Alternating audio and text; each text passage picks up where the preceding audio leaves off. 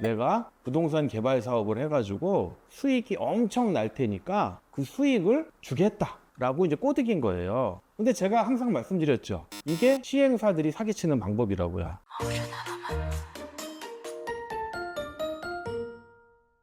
안녕하세요. 신탁의 신 오상민 변호사입니다. 이번 강의는요, 부동산 담보 신탁의 공매 절차 막을 수 있습니다. 제 3탄입니다. 실제로 제가 최근에 소송을 수행해가지고요, 공매 절차를 중단시켰던 사례를 설명드리겠습니다. 제가 이제 앞선 강의에서 부동산 담보 신탁의 공매 절차 막을 수 있다라고 하는 영상을 1탄, 2탄 제작을 해가지고 올려드렸는데요. 그것도 제가 다 실제로 소송을 수행해가지고 성공을 시켰던 사례들입니다. 그런데 이제 최근에 제가 또 성공 사례가 나와가지고 이걸 좀 설명을 드릴게요. 이 케이스는 조금 특이합니다. 위탁자가 공매 절차를 중단시키려고 한 것이 아니라 위탁자의 채권자가 공매 절차를 중단시키려고 했어요. 요거를 한번 제가 사실관계부터 설명을 드리겠습니다. 일단 이 위탁자의 채권자는요, 경기도 용인에 있는 많은 토지를 소유하신 지주예요. 한 10필지 정도를 갖고 계셨는데 대부분이 임야였습니다. 어떤 시행하는 사람들이 와가지고 저기 이 땅을 팔아라. 팔면은 내가 부동산 개발 사업을 해가지고 수익이 엄청 날 테니까 그 수익을 주겠다 라고 이제 꼬드긴 거예요. 근데 제가 항상 말씀드렸죠. 이게 시행사들이 사기치는 방법이라고요. 여러분들 토지를 갖고 계시면 토지를 매도하고 팔고 매매대금 받고 나가면 되는 거예요. 그런데 얘네들이 뭡니까? 매매대금 줄 돈이 없으니까 나중에 매매대금보다 더 몇 배 큰 수익을 주겠다라는 말로 현혹시켜서 그냥 토지를 가져오는 겁니다. 또는 계약금 정도만 주고 가져와 버려요. 근데 여러분들이 법률 전문가여가지고 이 사람들이 개발 사업이 제대로 진행되지 않을 때 이 토지를 다시 회수하거나 아니면 손해배상 청구를 해서 금전적인 배상을 받을 수 있는 조치를 제대로 해놓지 않으면 이 토지는 그냥 뺏기는 거예요. 뺏기고 심지어 이 시행하는 사람들이 자체적으로 시행하는 게 아니라 부동산 신탁회사에 신탁을 할 수밖에 없거든요.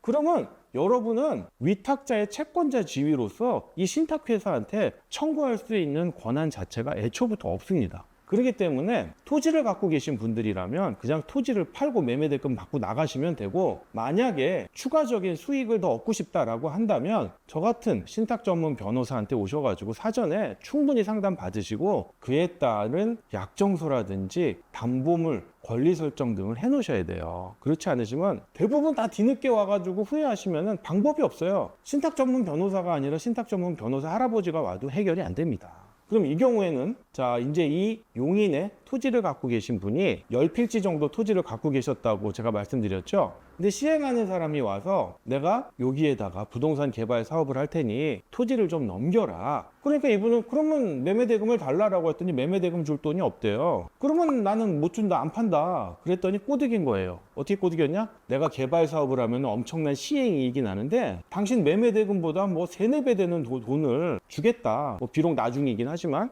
그렇게 꼬드겼어요. 이분이 넘어갔나요? 안 넘어갔나요? 안 넘어갔어요. 이분이 좀 약간 연세도 있으시고 고리타분하신 분이어가지고 나는 몰라 어려워, 뭐 신탁이고 나발이고 모르겠고 그냥 돈 줘 이랬어요. 그래서 이 시행사가 부동산을 취득해가지고 개발 사업을 할 수밖에 없잖아요. 그런데 부동산을 취득할 대금이 없는 거예요. 그러니까 어떤 방법을 썼냐면 3.3제곱미터, 옛날 단위로는 1평이겠죠. 1평 정도 되는 지분만 취득을 해요. 이게 왜 그러냐면 아까 제가 이 10필지의 토지가 거의 대부분 임야라고 했죠. 그 임야는 최소한 1평, 즉 3.3제곱미터에 해당하는 토지를 소유하고 있어야지만 산림조합에 가입할 수가 있고요, 토지 개발을 할 수가 있어요. 그렇기 때문에 일단 자기 돈을 들여서 3.3제곱미터 1평에 해당하는 임야를 취득을 했고요. 그리고 나서 관할 지방자치단체에 개발 사업 인허가를 받아요. 1평을 제외한 나머지 부분을 이제 취득을 해야 되잖아요. 그러니까 취득을 할 수 없으니까 이 사람들이 담보대출을 받습니다. 근데 자기 게 아니니까 담보대출을 어떻게 받느냐? 이거를 다 동시에 진행하는 거예요.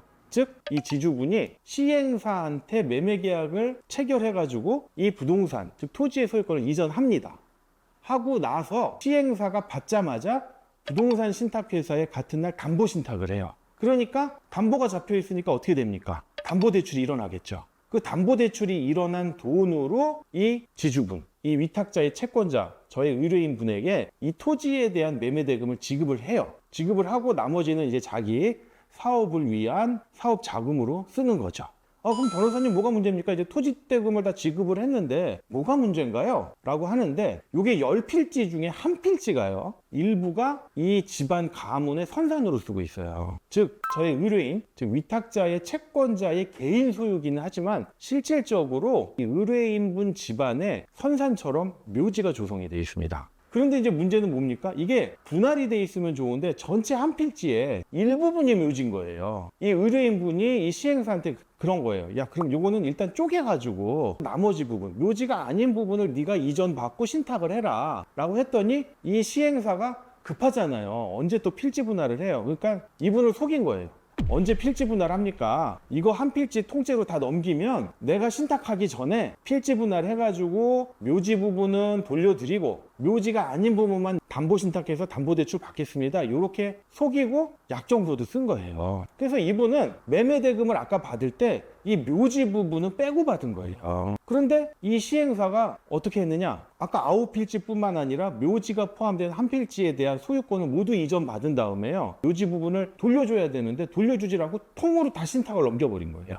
그 상태에서 뭐 시행한다고 했는데 잘 안 되니까 기한의 이익을 상실한 겁니다. 즉 디폴트가 나가지고 부동산 신탁회사에서 공매 절차를 진행해 버리게 된 거예요. 그러니까 이 의뢰인, 저의 위탁자의 채권자분이 나머지 토지가 공매되는 거는 뭐 아무런 이의가 없어요. 어차피 그건 매매대금 다 받으셨고. 그런데 묘지가 있는 부분은 선산이잖아요. 그리고 실제로 뭡니까? 매매대금도 다 받지도 못한 거예요. 그러니까 이 부분은 기필코 막으려고 하신 거예요. 공매 절차를 중단해 달라라고 저한테 오신 겁니다. 사실관계가 좀 복잡했죠. 그래서 제가 이제 검토를 했는데 결론은 간단해요. 제가 보니까 공매 절차 중지 가처분은 진행하기가 어렵습니다. 왜냐하면 이거는 위탁자가 해야 되는 거예요. 위탁자의 채권자가 공매 절차 중지 가처분을 할 당사자 적격이 없습니다. 그렇다고 뭐 위탁자가 협조적이지도 않고 아까 제가 부도 파산이 났다고 그랬죠. 이미 망가질 대로 망가져서 뭐 회복할 수가 없어요. 의지도 없고 돈도 없고 그냥 이제 망가뜨린 상태예요. 그러면 할 수 있는 게 뭡니까? 처분금지 가처분이 있죠.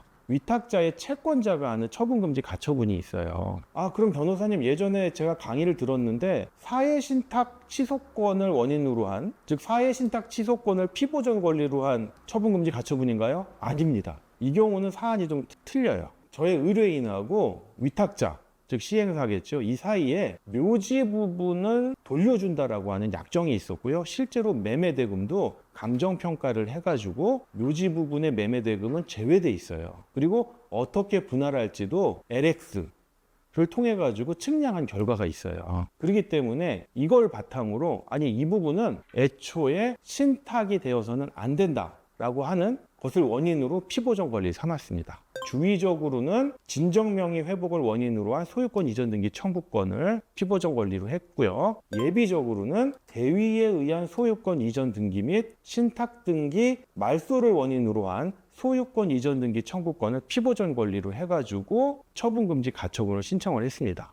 그런데 법원에서 2개의 피보전 권리를 다 인정을 해줬습니다. 그래가지고 가처분이 인용이 됐고요. 사실 조금 걱정을 했어요. 가처분이 인용될지 말지도 걱정이 됐지만 사실 가처분이 인용이 되면 담보제공명령이라는 게 떨어져가지고 법원에 현금이 됐든 또는 보증서가 됐든 또는 이거를 뭐 일정 비율로 섞어가지고 공탁을 해야 되잖아요. 그래서 저는 일정 부분 현금 공탁이 나올 줄 알았습니다. 그랬는데 전액 보증보험 증권을 공탁하는 걸로 나왔어요. 너무 좋게 나왔어요. 그래서 의뢰인분도 결과에 대해서 너무 만족하시고 저도 그 결과에 대해서 되게 흡족했던 그런 사례였습니다. 본 영상을 통해서 위탁자의 채권자가 부동산 담보신탁의 공매 절차를 막을 수 있는 새로운 또 한 가지 방법을 숙지하는 계기가 되었으면 좋겠습니다. 본 영상이 도움이 되셨다면 구독과 좋아요 부탁드립니다. 감사합니다.